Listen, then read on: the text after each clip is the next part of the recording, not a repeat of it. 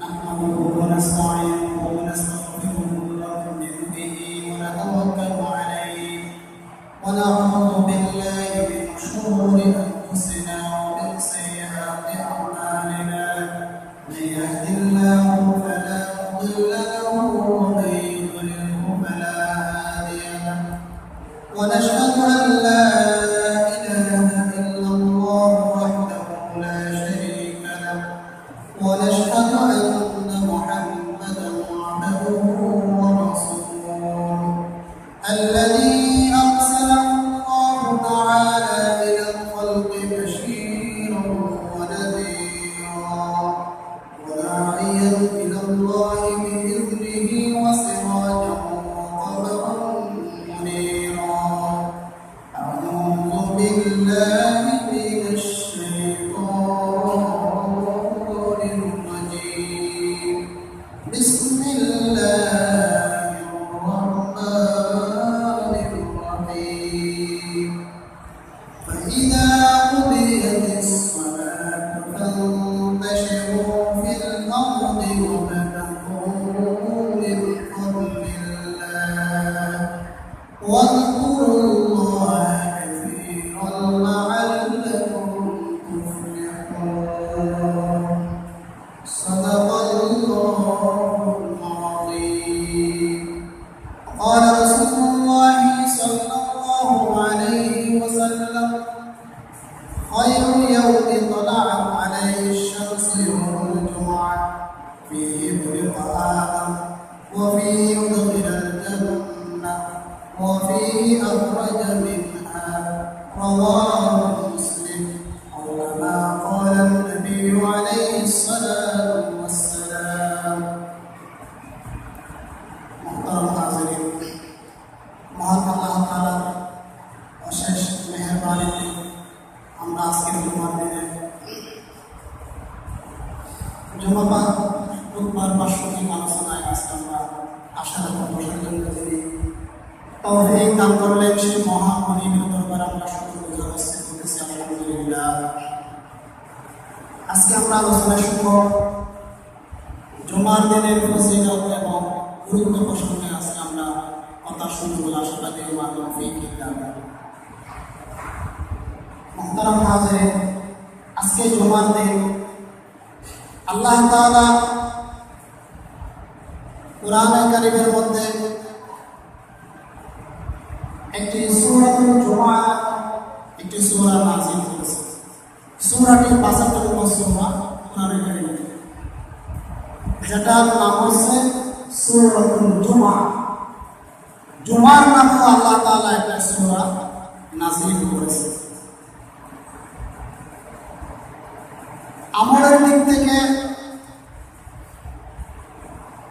জুমার দিন অনেক রকম আমল আছে এবং জুমার দিনের সঙ্গে অনেক ইতিহাস জড়িত আছে। নানা ঘটনা, বিভিন্ন আহকাম হুকুম আহকাম জুমার দিনের সঙ্গে জড়িত আছে। জুমা কখন ফরজ হয়? প্রথম হিজরিতে জুমার নামাজ ফরজ হয়। বিশ্বনবী যখন মক্কা থেকে মদিনা মধ্যে হিজরত করেন, তখন বিশ্বনবী মদিনার মধ্যে পৌঁছে বনে সালেম গোত্রের মধ্যে পৌঁছে তিনি জোহরের নামাজের সময় করে, তখন জোহরের নামাজের পরিবর্তে তিনি জুমার নামাজ আদায় করেন। তিনি যেই দিন সর্বপ্রথম জুমার নামাজ আদায় করেছিলেন সেই দিন মুসল্লি ছিল মাত্র 100 জন। 100 জন মুসল্লি নিয়ে বিশ্বনবী মসজিদে কুবার মধ্যে প্রথমে যে জুমাটি পড়িয়েছিলেন সেটাই ইতিহাসের এবং ইসলামের প্রথম জুমা। এবং জুমা নামাজ পড়ানোর আগে তিনি 2টা খুতবা দিয়েছিলেন, পৃথক পৃথক 2টা ভাষণ দিয়েছিলেন। তখন থেকে খুতবা চালু হয় এবং প্রথম হিজরি মদিনা মধ্যে মসজিদে কুবায় বনে সালেম গোত্রে সেখানে গিয়ে 100 জন জুমার নামাজ সর্বপ্রথম আদায় করেছে। তখন থেকে জুমার গুরুত্ব এবং আমল বিভিন্ন নানা ঘটনা আগে থেকেই জড়িত আছে। হাদিস শরীফের মধ্যে আছে সপ্তাহের মধ্যে বড় দিন হচ্ছে কি জুমার দিন। সাইয়্যিদুল আইয়ামি ইয়াউমুল জুমা, সপ্তাহের মধ্যে যেটা সবচেয়ে বড় দিন সেটা হচ্ছে কি জুমার দিন। আবার সোমবারের কথাও আছে, যেহেতু বিশ্বনবী সোমবারে এই পৃথিবীর মধ্যে আগমন করেছিলেন, এই জন্য সোমবারের ফজিলত আছে।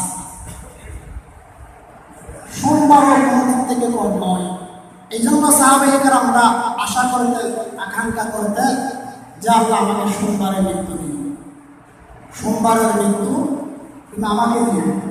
আর বিশ্বনবী জন্মদিবস পালন করতেন প্রতি সোমবারে একটা করে রোজা। তিনি প্রতি সোমবারে জন্মদিবস পালন করতেন, একটা করে রাখতেন রোজা রাখতেন। আমলের দিক থেকে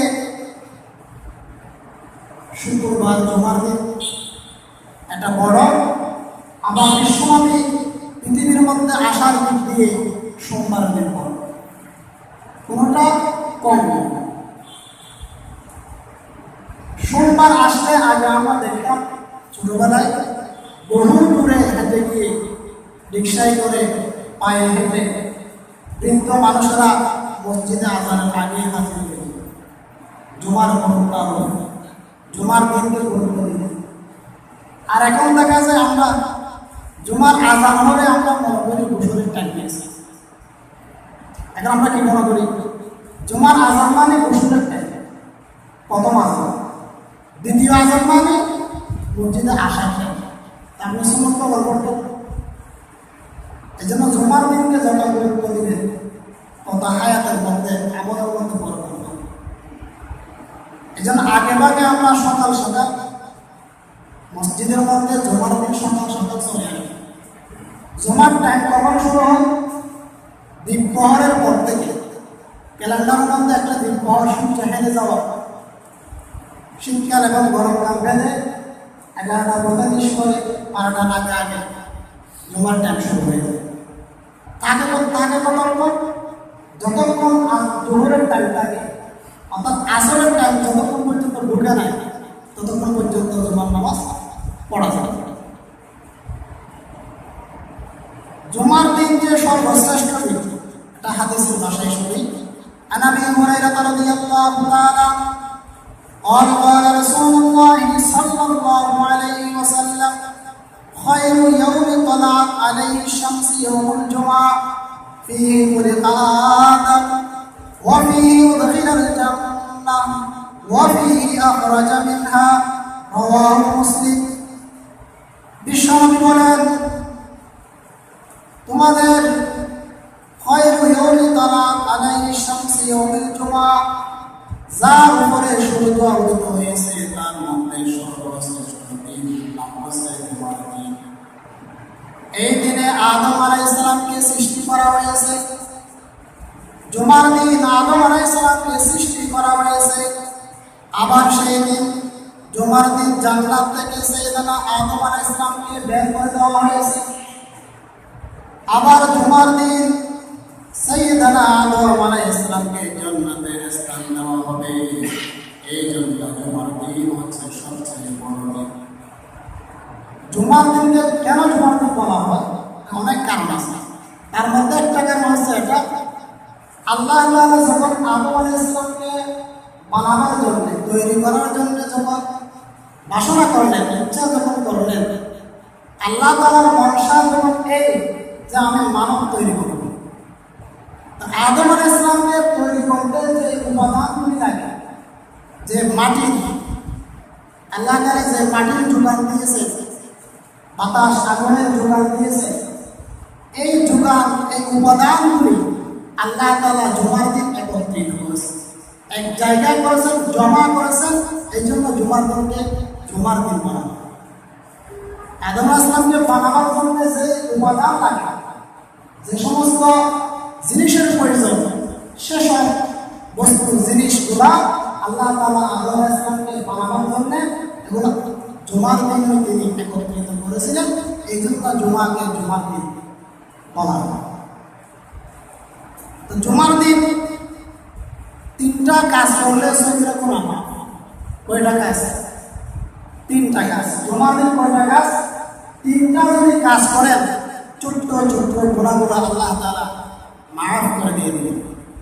عن ابي هريره رضي الله تعالى قال قال رسول الله صلى الله عليه وسلم من توضا فاحسن الوضوء ثم اتى الجمعه فاستمع من غفر له ما بينه وبين الجمعه وزياده ثلاثه ايام من مس البصر فقد لقى।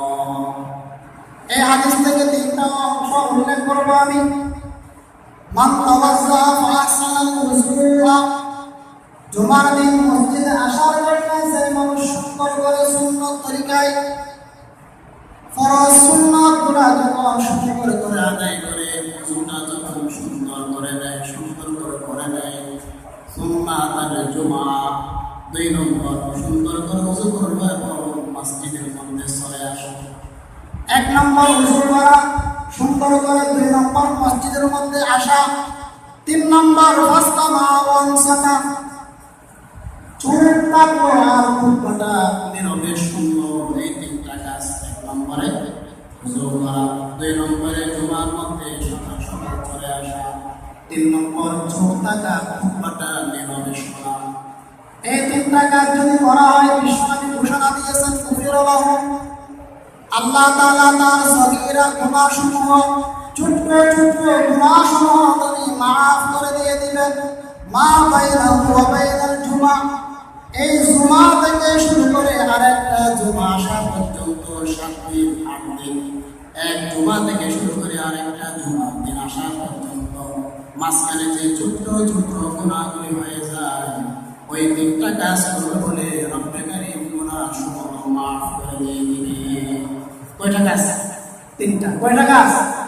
এক জুমা থেকে আরেক জুমার মাঝখানে যে ছোট্ট গুনাহসমূহ হয় সেগুলো মাফ করার জন্য, সেগুলোতে ক্ষমা দেওয়ার জন্য কয়টা কাজ দিয়েছেন?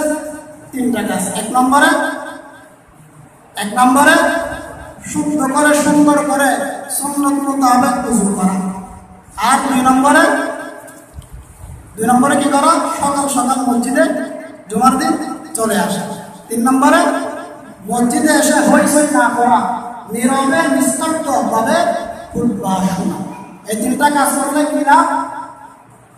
এক জুমা থেকে আরেক জুমার মধ্যবর্তী সময়ে ছোট্ট গুনাহসমূহ আল্লাহ তাআলা কি করে দিয়ে দিবেন? ক্ষমা করে দিয়ে দিবেন। আরো কিছু কাজের কথা বলেছেন জুমার দিন বিশ্বনবী।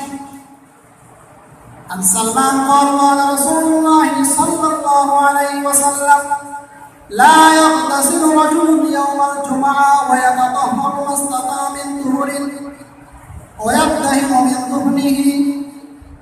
আরো কয়েকটা সুন্নাত কাজ করার জন্য বিশ্বনবী ঘোষণা দিয়েছেন। 1 নম্বর লা ইয়াগতাসিলু রাজুলুন ইয়াওমাল জুমআ, জুমার দিন মানুষরা সুন্দর করে গোসল করবে পবিত্রতা অর্জন করার জন্য। যে মানুষ জুমার দিন সুন্দর করে পবিত্রতা অর্জন করার জন্য গোসল করবে, মাসতাতা মিন তুহুরিন, সাধ্যমতো পাক পবিত্র হবে এবং গোসল করবে। 2 নম্বর ওয়ায়াবতাহিনু মিন দুহুনিহি, শরীরের মধ্যে আতর মাখবে, সেন্ট লাগাবে, গোসল করবে, পবিত্র হবে। আর আতর লাগাবে শুধুমাত্র চোখের মধ্যে লাগাবে। যে জাতীয় জিনিসগুলো করলে সুগন্ধি আসে, সেন্ট বলেন, আতর বলেন, এটা 2 নম্বরের মধ্যে। আও ইয়ামাসসু মিন তিবিন বাইতিহি সুম্মা ইয়াখরুজু, নিজের কাপড়ের মধ্যে আতর লাগায় অথবা ঘরের দেয়ালের মধ্যে লাগায়। তার মানে জুমার দিনকে একটা আনন্দের দিন করার জন্য বিশ্বনবী বলেছে আতর মাখো নিজের গায়ে অথবা ঘরের মধ্যে চারপাশে লাগাও, যেটা খুশবু হয় জুমার দিন। তারপর কি করে? গোসল করলো, পবিত্র হলো এবং খুশবু ব্যবহার করলো। 4 নম্বরে সুম্মা ইয়াখুফু ফালা ইউফাররিকু বাইনা ইসনাইনি সুম্মা ইউসাল্লি মা কুতিবা লাহু। এরপরে সে মসজিদের মধ্যে আসবে, যেখানে ফাঁকা পাওয়া যায় সেখানে সে বসে যাবে। আমি আসছি লাস্টে, সবার শেষে, কিন্তু 2 জনকে ফাঁক করে সামনে চলে আসছে। এটা নিষেধ। রাসূল কি বলেছেন? যেখানে জায়গা পাওয়া যাবে মসজিদে ঢুকে সেখানে বসে পড়বে। আর আপনি আসছেন দেরিতে, কিন্তু মন চাচ্ছে প্রথম কাতারে বসার জন্য, এটা নিষেধ। এটা আপনার বঙ্গভবন নয়, আপনার জন্য চেয়ার নির্দিষ্ট নাই। এটা আপনার গণভবন নয়, চেয়ার কি নাই, বরাদ্দ নাই। এখানে যেখানেই জায়গা পাবেন সেখানেই কি আপনার জায়গা, আরেকজনকে জায়গা করে দেবেন। আর এখন দেখা যায় 2 জনকে ফাঁক করে ফাঁকা করে আমাকে সাইড করবে, আমাকে কি দাও, সাইড দাও। তার মানে কি বুঝে গেছেন? আপনি যে হাত ইশারা করছেন ওরা শুনবে, আর আমি যেতেছি আমি বলবো। আপনি যে ফাঁকা করে যেতেছেন উপরে আসতেছেন, ওদেরকে ছোট মনে করলেন, নিজেকে বড় মনে করে এগিয়ে আসেন। এটা ঠিক নয়, এটা আদব নয়, এটা শিষ্টাচার বহির্ভূত, এটা নিয়ম বহির্ভূত, ইসলামিক কালচার বহির্ভূত। এটা ঠিক নয়। আপনি যেখানে জায়গা পাবেন সেখানেই বসে বসবেন। এটা আল্লাহর ঘর, গরিব ধনী সবই একই কাতারে, নাই কোনো ভেদাভেদ। এখানে আমির বলেন, চেয়ারম্যান বলেন, এমপি বলেন, ওনার সঙ্গে একজন রিক্সার ড্রাইভার, গাড়ির ড্রাইভার, হেল্পার, তিনিও বসার অধিকার রাখেন। এটা আপনি কোথাও পাইবেন না, মসজিদে কিন্তু পাইবেন। তবে শৃঙ্খলা রক্ষার্থে ঢাকা একটা নিয়ম দিয়েছে, ছোটরা নিচে থাকবেন, নিচের কাতারে থাকবেন, বড়রা শৃঙ্খলা রক্ষার্থে প্রথম কাতারে, দ্বিতীয় কাতারে সামিল হল।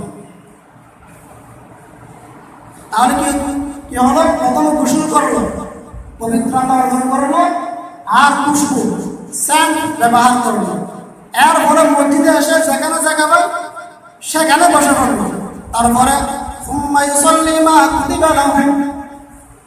মসজিদে ঢোকার পর বসে থাকবে না, তার কিসমতের মধ্যে সময়ে তার কপালে যেটুকু নামাজ পড়বে সেইটুকু নামাজ পড়বে, সাধ্য মতো নামাজ পড়বে। নামাজ পড়ে ইজা তাকাল্লামাল ইমাম, নামাজ পড়ে ইমাম যখন খুতবা দিবেন,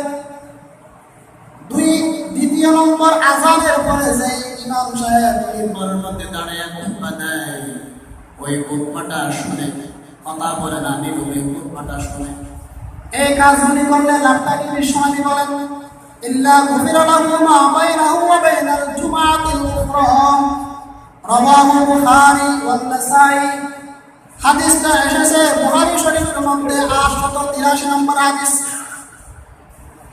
প্রথমে গোসল করলো, জুমার দিন পবিত্রতা অর্জন করলো, এরপরে আতর বলেন, সেন্ট বলেন, একটা ব্যবহার করলো, আর মসজিদের মধ্যে ঢুকে যেখানে জায়গা পায় সেখানে বসে পড়লো।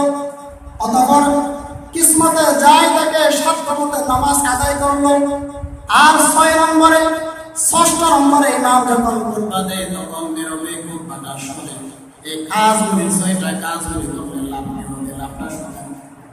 বিশ্বনবী বলেন, এক জুমা থেকে শুরু করে, এই জুমা থেকে শুরু করে আরেকটা জুমা আসা পর্যন্ত এই 8 দিনের মধ্যে যে ছোট্ট ছোট্ট গুণাগুলি হয়ে যায়, ওই গুণাগুলো বিশ্বনবী বলে গিয়েছেন আল্লাহ তাআলা মাফ করে দিয়ে দিবেন। কয়টা কাজ? 6টা কাজ। এই 6টা কাজ করলে আপনার যে চলাচলে, হাঁটার মধ্যে যে আপনার অজান্তে পিঁপড়া একটা মেরে ফেলেছেন, টিকটিকি মেরে ফেলেছেন, আপনার অজান্তে ছোট ছোট প্রাণী, এগুলো কিন্তু আল্লাহ মাফ করবে।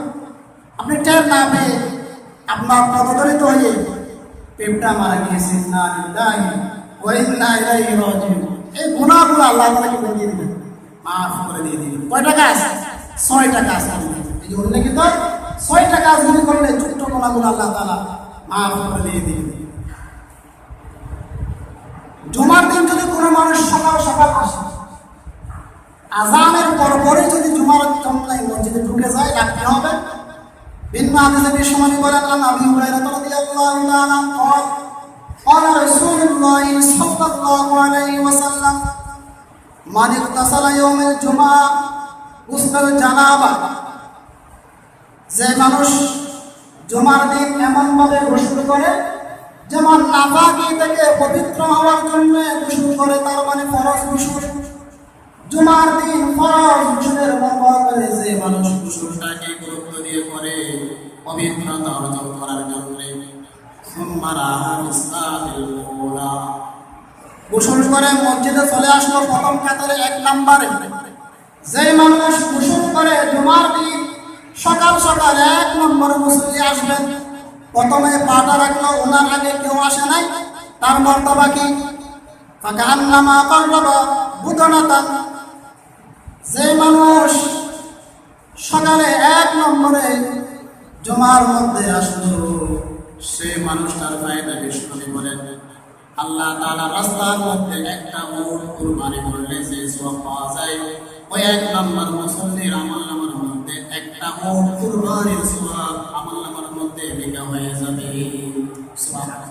তাহলে 1 নম্বর মুসল্লির জন্য কি? একটা উট কুরবানি করলে যে সওয়াব, সেই সওয়াব তার আমলনামায় ব্যালেন্স কি হয়ে যাবে? যোগ হয়ে যাবে। 2 নম্বর ওমান রাহা বিসাতিস সানিয়া, যে মানুষ 2 নম্বরে আসলো ফাকান্নামা কাররাবা বাকারাতান, তার আমলনামার মধ্যে আল্লাহর রাস্তায় একটা গরু, মোটা তাজা গরু একটা আল্লাহর রাস্তায় কুরবানি করলে যে সওয়াব, সেই সওয়াব সহ আমলনামার মধ্যে যোগ হয়ে যাবে। 2 নম্বরে কি? 2 নম্বরে একটা গরু কুরবানি করলে যে সওয়াব, জুমার দিন সকালে 2 নম্বরে যিনি আসবেন তার জন্য সেই সওয়াব আমলনামায় লেখা হয়ে যাবে। 3 নম্বর ওমান রাহা ফিসাতিস সালিসা, যে মানুষ জুমার দিন সকাল সকাল 3 নম্বরে আসবে, ফাকান্নামা কাররাবা কাবশান আকরানা, সেই মানুষটার আমলনামার মধ্যে আল্লাহর রাস্তায় সেই বিশিষ্ট একটি দুম্বা কুরবানি করলে যে সওয়াব পাওয়া যায়, সেই সওয়াব যোগ হয়ে যাবে। ওমান রাহা ফিসাতির রাবিয়া, যে মানুষ 4 নম্বরে আসবে জুমার দিন, ফাকান্নামা কাররাবা দাজাজাতান, ওই 4 নম্বর মুসল্লির জন্য সিরিয়ালের মধ্যে 4 নম্বর সাইড, তার আমলের মধ্যে আল্লাহর রাস্তায় একটা মুরগি কুরবানি করলে যে সওয়াব, সেই সওয়াব পাওয়া যায়। ওমান রাহা ফিসাতিল খামিসা, আর যে মানুষ 5 নম্বর মসজিদের মধ্যে প্রবেশ করবে, তার ভাগ্যে কি জুটবে? ফাকান্নামা কাররাবা বাইদাতান, সে আল্লাহর রাস্তায় একটা ডিম সদকা করলে যে সওয়াব পাওয়া যায়, সেই সওয়াব তার আমলনামায় যোগ হয়ে যাবে। 1 থেকে শুরু করে 5 জন মুসল্লির কথা বলা হয়েছে। একার সঙ্গে একজনের সঙ্গে একাধিক মুসল্লি ঢুকলে তার আমলনামায় 1 নম্বর যা পাওয়া যায় সকলের ভাগ্যে তাই জুটবে। এভাবে 1 থেকে শুরু করে 5 পর্যন্ত সকলের সিরিয়ালের মধ্যে সমানভাবে বন্টন হবে। 5 নম্বরের পরে যিনি আসবেন, তার মানে খুতবা শুরু হওয়ার আগ পর্যন্ত মুসল্লি আমলনামার মধ্যে ফেরেশতারা ভাবে লিখতে থাকবে।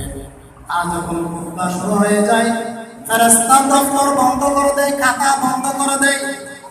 ফাইদা খরাজাল ইমাম, ইমাম যখন খুতবা দেওয়ার জন্য যখন বেরিয়ে আসে রুম থেকে, হাজারাতিল মালায়েকাতু ইস্তামিউনা যিকর, ফেরেশতা দপ্তর সমূহ বন্ধ করে, খাতা বন্ধ করে খুতবা শোনার জন্য মনোযোগী হয়ে যায়। তাহলে 5টা পুরস্কার, 5টা ঘোষণা করা হয়েছে। যিনি 1 নম্বরে আসবেন তিনি কিসের সওয়াব পাবেন? একটা উট কুরবানি করলে যে সওয়াব, সেই সওয়াব। যিনি 2 নম্বরে আসবেন, একটা গরু কুরবানি করলে যে সওয়াব, সেই সওয়াব পাওয়া যাবে। যিনি 3 নম্বরে আসবেন তিনি কি পাবেন? একটা বকরি, একটা ছাগল, একটা দুম্বা আল্লাহ রাস্তায় সদকা করলে কুরবানি করলে যে সওয়াব, সেই সওয়াব তিনি পেয়ে যাবেন। 4 নম্বর, যিনি 4 নম্বরে আসবেন তিনি একটি আল্লাহ রাস্তার মধ্যে মুরগি সদকা করলে যে সওয়াব, সেই সওয়াব তিনি পেয়ে যাবেন। 5 নম্বরে যিনি আসবেন তিনি একটা ভীম আল্লাহ রাস্তায় সদকা করলে যে সব সেই সব তিনি পেয়ে যাবেন। তাহলে আপনারা কি সেই ফজিলত আমলের সঙ্গে এই ব্যালেন্স যোগ করার জন্য রাজি আছেন? সকাল সকাল আসবেন, আজানের আগে আসবেন, ঈশা সকাল সকাল যদি আসবেন। মসজিদে থাকলে কি গুনাহ হয়? মসজিদে যতক্ষণ থাকবেন ততক্ষণ আমরা গুনাহ মুক্ত না, খারাপ জ্ঞান ধারণা থেকে আমরা মুক্ত না। যতক্ষণ আপনি মসজিদে সময় কাটাবেন ততক্ষণ ফেরেশতারা নেকি লিখতে থাকে। তবে 3টা শর্ত। কথা বলতে পারবেন না, কথা বলতে পারবেন না, এতে আবার নিয়েতে ঢুকবেন, খারাপ কোনো কিছু করবেন না, ধ্যান ধারণায় মনে আসবে না, আনবেন না। তাহলে ফেরেশতারা আপনার জিকির করলে যে সওয়াব সেই সওয়াব আপনার আমলনামায় জমা দিয়ে দেবে। এই জন্য মসজিদে বেশি বেশি সময় কাটায়, বাইরে সময় কম কাটায়। যতক্ষণ আপনি মসজিদের ভেতরে থাকবেন আপনি আল্লাহর নিরাপত্তার বেষ্টনীর চাদরে আপনি আবৃত থাকবেন। সব দিক থেকে আল্লাহ আপনাকে হেফাজত করবেন। মনের টেনশন বিদূরিত করে দিয়ে দেবেন।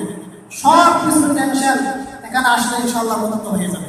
এই জন্য বেশি বেশি মসজিদে আমরা সময় কাটাবো। তো এখন আমরা কি করি? আসি দেরিতে আর বসার জায়গা করে নিই প্রথম কাতারে। তা আপনি যদি প্রথম কাতারে বসতে চান তাহলে আপনি সকাল সকাল আসুন। তো দেরিতে আসছেন কেন? দেরিতে আসে আপনি 2 ভাগ করেন সামনের কাতারে চলে আসার জন্য। এই নিয়ে তো করবেন না। যেখানে আসবেন, যেখানে জায়গা পাবেন সেখানে আপনি বসবেন। জুমার নামাজ এক জুমা থেকে আরেক জুমা পর্যন্ত, এক রমজান থেকে আরেক রমজান পর্যন্ত মধ্যবর্তী সময়ের যে সগীরা গুনাহসমূহ হয় সেই সগীরা গুনাহসমূহ আল্লাহ তাআলা মাফ করে দিয়ে দিবেন। কিন্তু একটা শর্ত আছে, সেটা হচ্ছে আপনি কবিরা গুনাহ করতে পারবেন। হাদিসের ভাষায় শুনি, قال رسول الله صلى الله عليه وسلم الصلوات الخمس والجمعة إلى الجمعة ورمضان إلى رمضان مكفرات ما بينهن إذا اجتنبت الكبائر। বিশ্বনবী বলেন, এক নামাজ থেকে আরেক নামাজ পর্যন্ত, এক জুমা থেকে আরেকটি জুমা পর্যন্ত, এক রমজান থেকে সামনের আরেকটা রমজান পর্যন্ত একটা আরেকটার জন্য কাফারা স্বরূপ। তবে শর্ত, আপনি কবিরা গুনাহ সমূহ করতে পারবেন না। আসর নামাজ পড়ে গিয়েছেন, মাগরিবের নামাজ পড়তে আপনি আসবেন, এই যে মাঝখানে ঘন্টাখানেক সময়, ওই সময় যদি আপনি কবিরা এবং বড় গুনাহ না করেন, ছোট ছোট গুনাহ সমূহ আল্লাহ তাআলা মাফ করে দিবেন। এভাবে এক জুমা পড়ে আরেক জুমায় আসবেন, মাঝখানে যে 1 সপ্তাহ চলে গিয়েছে, ওই 1 সপ্তাহের ভিতরে যত ছোট গুনাহ হয়েছে সব গুনাহ আল্লাহ তাআলা ক্ষমা করে দিয়ে দিবেন। তবে শর্ত হলো আপনি কবিরা গুনাহ করতে পারবেন। তাহলে এবার আসেন, হুজুর আমরা জুমা টু জুমা পড়বো, রমজান টু রমজান কাটবো, মাঝখানে তো সব গুনাহ মাফ হচ্ছে। হাদিস কি এটা? হাদিস একটা শর্ত দিয়েছে, কবিরা গুনাহ আপনি করতে পারবেন না। তার নামাজ পড়া, নামাজ না পড়া সগীরা গুনাহ না কবিরা গুনাহ? কি গুনাহ? কবিরা গুনাহ না, বড় গুনাহ না। তা আপনি নামাজ জুমা টু জুমা পড়ছেন, রমজান টু রমজান রাখছেন, মাঝখানে নামাজ পড়ে মাঝখানে বাকি নকল গুনাহ করেন। নামাজ না পড়ে আপনি সগীরা গুনাহ থেকে মাফ চাইছেন, এটা কি রকম? এটা বলতেছে নামাজও পড়বেন, কবিরা গুনাহ করবেন না, মাঝখানে যে ছোট গুনাহ হয় সেগুলো আপনাকে আল্লাহ তাআলা মাফ করে দিবেন। আরেকটা হাদিসের মধ্যে পাওয়া যায়, যে মানুষ ইচ্ছা করে যে মানুষ জুমার নামাজকে বাদ দেয়, কোনো ওজন নেই, যে ওজন থাকলে জোহর নামাজ মাফ, জোহর নামাজ পড়তে পারবে, এই ওজন ছাড়া ইচ্ছে করে যে মানুষ জুমার নামাজ বাদ দেয়, সেই মানুষের অন্তরে আল্লাহ তাআলা একটা মোহর মারি ফেলে দেন, একটা সিল লাগাই দেন, যেটা লাগিয়ে দিলে সে ইবাদত থেকে বিমুখ হয়ে যাবে, কাফের হয়ে যাবে। قال رسول الله صلى الله عليه وسلم يقول على أعواد منبري। আব্দুল্লাহ ইবনে উমর পিতা পুত্র উভয় বর্ণনা, তারা বলতেছে, রাসূল বলতেছে, আমরা শুনেছিলাম বিশ্বনবী কাঠের মিম্বরে দাঁড়িয়ে জুমার দিনে বলেছিলেন, লা ইয়ানতাহিয়ান্না আকওয়ামুন আন বিদ'আহিল জুমআ আও লা ইয়াহতামিয়ান্নাল্লাহু আলা কুলুবিহিম সুম্মা লা ইয়াকুনান্না মিনাল গাফিলিন। যে তোমরা যেন জুমার নামাজ আদায় করা থেকে বিরত থাকিও না, তথা জুমার নামাজ বাদ দিও না। কারণ যারা জুমার নামাজ বাদ দেয়, আলসিয়ামি করে, গাফলেতি করে, যারা জুমার নামাজ বাদ দেয়, তাদের কলবের মধ্যে আল্লাহ রাব্বুল আলামিন মোহর মেরে দিয়ে দেয়। যে মোহর লাগিয়ে দিলে আর আপনার নামাজ পড়তে মন চায় না। যেন ইচ্ছা করে জুমার নামাজ বাদ দিলে তার জন্য একটা কঠোর বাণী এবং হুঁশিয়ারি বিশ্বনবী উচ্চারণ করেছেন। জুমার দিন আরো অনেক আমাল আছে। সকাল সকাল আসবেন, জুমার নামাজের আগে আপনি সূরাতুল কাহাফ আছে, যেটা 15তম পারার মধ্যে, 15তম পারার 12 নম্বর পৃষ্ঠার মধ্যে একটা সূরাতুল কাহাফ আছে। তার অনেক ফজিলত আছে, অনেক ফজিলত আছে। এটা জুমার আগেও আপনি পড়তে পারেন, জুমার পরেও আপনি পড়তে পারেন। জুমার দিন সকাল সকাল গোসল করা আর মিসওয়াক করা, গোসলের মধ্যে মিসওয়াক করা, এমনভাবে আপনি গোসল করবেন যেমন আপনি ফরজ গোসলের মতো করে করবেন, পবিত্রতা অর্জনের জন্য। আর সকাল সকাল মসজিদে আসা। জুমার দিনের মধ্যে আল্লাহ তাআলা এমন একটা দিন, এমন একটা সময়, এমন একটা মুহূর্ত রেখেছেন যে সময়ে মানুষরা আল্লাহ তাআলার দরবারে নামাজ অবস্থায় যেই দোয়া করবে সেই দোয়া করবে। তবে সেই সময়টা কোন সময়, এটা নিয়ে 45টা বক্তব্য পাওয়া যায়। কতটা? সেই সময়টা নির্ধারণ করার জন্য 45টা বক্তব্য পাওয়া যায়। অনেকে বলেছেন জুমার দ্বিতীয় আযান থেকে শুরু করে জুমার নামাজ শেষ হওয়া পর্যন্ত এই সময়ের ভিতরে যে কোনো দোয়া করলে দোয়া কবুল হয়। 2 হুনকার মাঝখানে দোয়া করলে দোয়া কবুল হয়। তবে ফাতেমাতুজ জাহরা রাদিয়াল্লাহু তাআলা আনহা বিশ্বনবীর মেয়ে, তিনি যখন জুমার দিন আসতেন তার খাদেমাদেরকে বলে দিতেন যে জুমার দিন আসরের পরের সময় আসলে আমাকে একটু ইয়াদ করাই দিন, স্মরণ করাই দিন যে আজকে জুমার দিন আসরের পরের সময়। এটা সবার অভিমত এবং গ্রহণযোগ্য মত। জুমার দিন আসরের নামাজের পর থেকে শুরু করে সূর্য অস্তমিত হওয়ার পর্যন্ত এই সময়ের ভিতরে যে কোনো দোয়া করলে দোয়া আল্লাহ তাআলা কবুল করেন। আর শুক্রবারে আসরের নামাজের পরে যে জায়গায় আপনি আসর নামাজ পড়বেন সেই জায়গায় থেকে উঠার আগে ওই বসায়, ওই অবস্থায় যে মানুষ 80 বার একটা দুরূদ শরীফ আছে, আল্লাহুম্মা সাল্লি আলা মুহাম্মাদিন নাবিয়্যিল উম্মি ওয়া আলা আলিহি ওয়া সাল্লিম তাসলিমা। বলে আল্লাহুম্মা সাল্লি আলা মুহাম্মাদিন নাবিয়্যিল উম্মি ওয়া আলা আলিহি ওয়া সাল্লিম তাসলিমা। এই দুরূদ শরীফটা শুক্রবারে আসর নামাজের পরে যে জায়গায় পড়বেন সেই জায়গায় ওঠার আগে যে মানুষ 80 বার দুরূদ শরীফটা পাঠ করবে আল্লাহ তাআলা তাকে 80 বছরের সগীরা গুনাহসমূহ মাফ করে দিবেন এবং আগামী অগ্রিম 80 বছরের আল্লাহ তাআলা গুনাহ থেকে তাকে মাহফুজ এবং মামুন রাখবেন। আপনি প্রশ্ন রাখতে পারেন যে আমার বয়স এখন 80 হয় নাই আর 80 বছর বাঁচবে কিনা, এর কোনো গ্যারান্টি নেই। এর কি করব? যার গুনাহ নাই তাকে মর্যাদা বৃদ্ধি করে দিয়ে দিবেন, উচ্চ মাকামে পৌঁছে দিবেন। আপনি 80 বছর থাকলে যে কাজ করতে পারতেন না সেই কাজগুলো অল্প হায়াতের মধ্যে করার আল্লাহ তাআলা পজিশন করে দিয়ে দিবেন। আর 80 বছর সগীরা গুনাহ থেকে আল্লাহ তাআলা করা থেকে বিরত রাখবেন, গুনাহ থেকে, বিপদ বালা থেকে আল্লাহ আপনাকে রক্ষা করবেন। জুমার দিন বেশি বেশি বিশ্বনবীর উপর দুরূদ শরীফ পাঠ করবেন। ছোট্ট দুরূদ শরীফ আছে, সাল্লাল্লাহু আলা মুহাম্মদ, এটাও পড়তে পারেন। সাল্লাল্লাহু আলাইহি ওয়াসাল্লাম, এটাও পড়তে পারেন। قال رسول الله صلى الله عليه وسلم من صلى علي واحدا صلى الله عليه عشرا। যে মানুষ বিশ্বনবীর উপর একবার দুরূদ শরীফ পাঠ করবে, যে কোনো দুরূদ শরীফ কয়বার? একবার দুরূদ শরীফ পাঠ করবে, সাল্লাল্লাহু আলাইহি আশারা, ওই মানুষটাকে আল্লাহ তাআলা 10টি বার রহমত নাযিল করবে। কয়বার? আপনি নবীর উপর একবার দুরূদ পাঠ করবেন, আল্লাহ আপনাকে 10 বার রহমত করবে, 10টা গুনাহ মাফ করে দিবে। লাভ আছে কি না? বিশ্বনবী বলেন যে তোমরা জুমার দিন আসলে বেশি বেশি আমার উপর দুরূদ পাঠ করবে। কেন?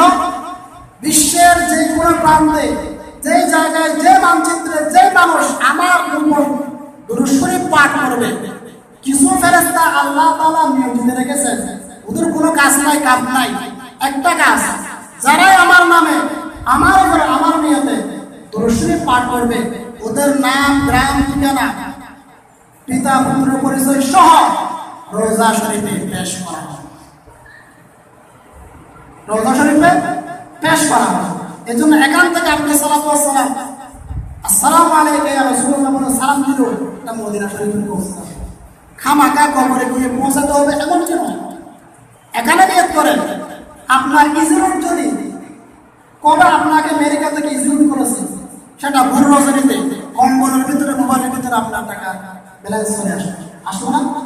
মানুষের প্রযুক্তিতে যদি রাতের অন্ধকারে লক্ষ কোটি কোটি মাইল দূর থেকে ব্যালেন্স যুগ হতে পারে, তাহলে সামান্যতম ধরে যে মক্কা শরীফে, মদিনা শরীফে বিশ্বনবী যিনি সাহিত্য আছেন, তিনি কেন, তার কাছে কেন আল্লাহ তাআলা ফেরেশতা করে দিয়ে দুরূদ শরীফের হাদিয়া পৌঁছাতে কেন পারবেন? সামান্য ওমা উতীতুম মিনাল ইলমি ইল্লা কলিলা, মানুষকে সামান্য কম জ্ঞান দিয়েছি। এই জ্ঞানের দূর যদি সুদূর মাইল ফলক হয়ে থাকে, কেন বিশ্বনবীর দরবারে এখান থেকে সালাতু ওয়াস সালামের হাদিয়া পৌঁছবে না? অবশ্যই পৌঁছবে, কারণ অথই জ্ঞানের ভান্ডার আমার আল্লাহ তাআলার কাছে আছে।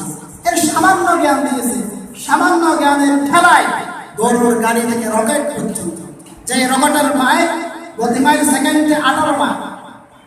আর যিনি আল্লাহ তাআলা আলো তৈরি করেছেন, সূর্য তৈরি করেছেন, যার আলোর গতি প্রতি সেকেন্ডের মাইল হচ্ছে 1,86,000 মাইল, তাহলে তার কাছে কি পরিমাণ জ্ঞান, অথই জ্ঞানের ভান্ডার তার কাছে সঞ্চিত জমা আছে, তিনি সব পারেন। এই জন্য শুক্রবার আসলে, জুমার দিন আসলে ইহুদিরা তাদের বড়দিন শনিবারের দিন, আর খ্রিস্টানদের বড়দিন রবিবার, আর আমাদের বড়দিন জুমার দিন। আমরা ভাগ্যবান, অনেক উম্মতদেরকে দিতে চেয়েছিলেন, তাদের একতলাফ মত দ্বৈততার কারণে তারা নিতে পারে না, আমরা নিতে পেরেছি, আমরা ভাগ্যবান। এই জন্য জুমার দিনকে আমরা অবহেলা মোটেও আমরা করবো না, আমরা মোটেও করবো না জুমার দিন।